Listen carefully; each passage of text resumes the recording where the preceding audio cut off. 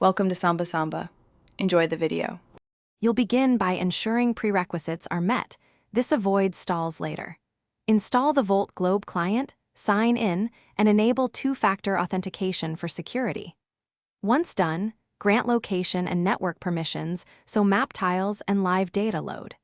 Make sure local storage has at least 1 GB free to cache imagery. This speeds rendering. Now open a new project and select your base layer.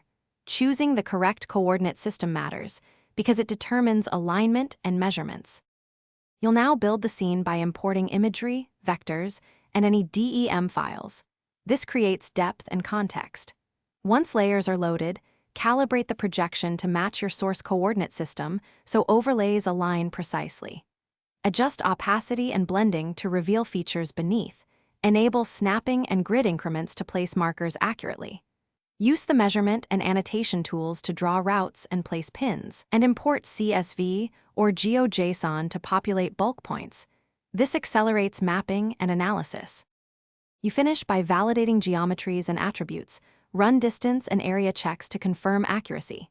Once satisfied, choose an export format, KMZ for sharing, GeoJSON for GIS workflows, PNG for imagery. Set DPI and coordinate output options before exporting. Make backups of your project file and exported datasets so you can reproduce results later. If something breaks, start troubleshooting.